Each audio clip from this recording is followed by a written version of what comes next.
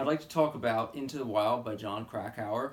This book was written in 1996, so it's been around for a while. Many of you probably familiar with it or have heard about it. It was also made into a movie a few years ago. Um, it concerns the life and puzzling death of a young man. Um, this man, his name is Chris McCandless, graduates from college around 1990, I believe. Um, and instead of pursuing things that most recent college graduates would pursue, like looking for a job, going to grad school, or moving back home with his family, he burns or sells most of his possessions, gives away most of his possessions, um, donates what money he has to charity, and literally hits the road. Travels and proceeds to spend the next few years of his life traveling around the country. He starts in the lower 48, mostly in the Southwest, um, and he seeks out places um, that are deliberately wild or remote, or places where he's in contact with um, people who are, I guess, part of the counterculture, you could say. And he's somebody who grows up, and the book goes into this a little bit. He grows up in an upper middle class environment, goes to a good school. He lives a life of opportunity. He's given opportunity as a child, and much of the adventures he experiences and the places that he puts himself into during the course of his travels are really antithetical to privilege and antithetical to wealth. So he experiences and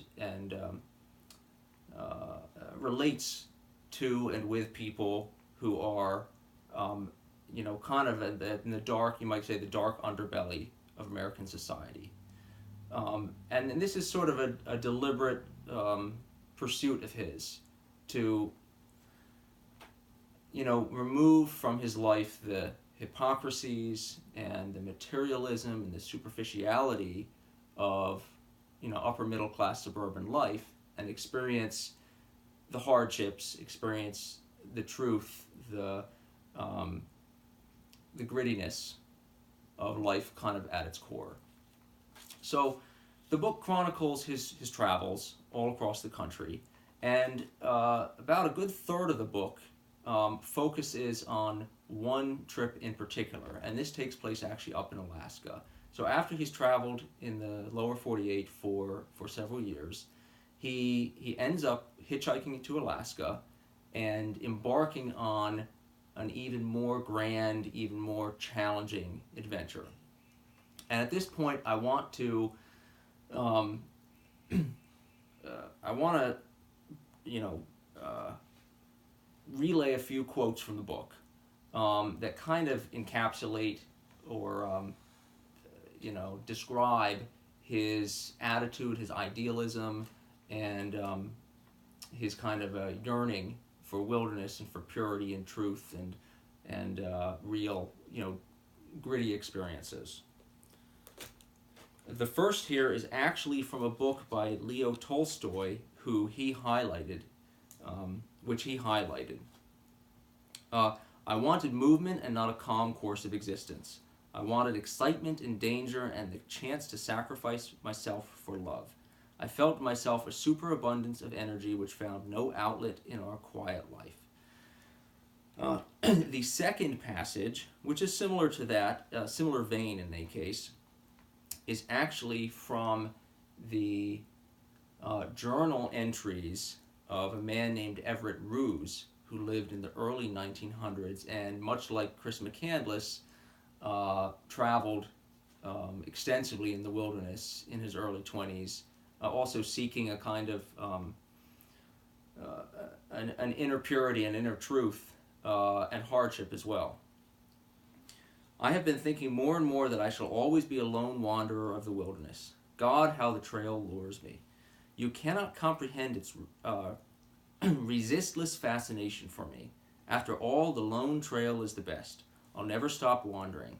And when the time comes to die, I'll find the wildest, loneliest, most desolate spot there is.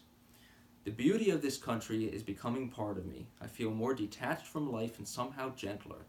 I have some good friends here, but no one who really understands why I am here or what I do. I don't know anyone, though, who would ever have more than a partial understanding. I have gone too far alone.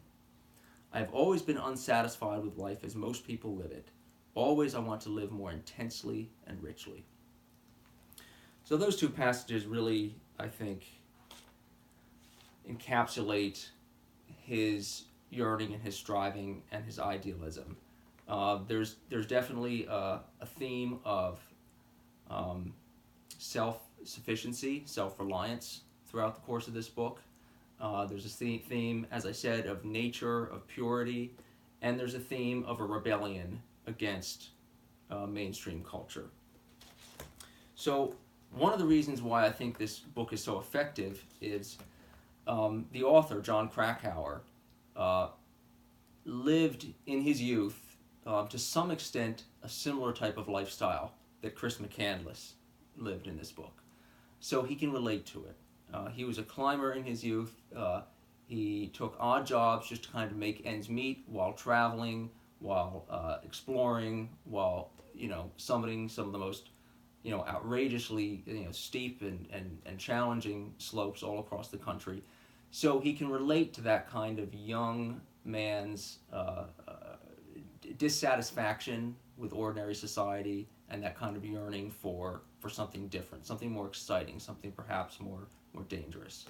The other thing is, it's in addition to these interesting themes about youth and morality and nature and whatnot, he's a terrific writer. So it not only has these universal themes, but it's a page turner. It's the type of book that you literally don't want to put down. So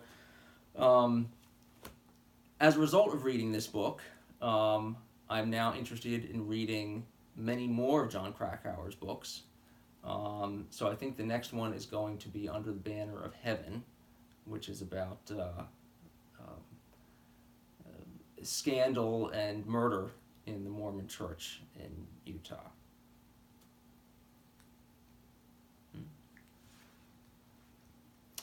Oh, this is definitely a 5-star book.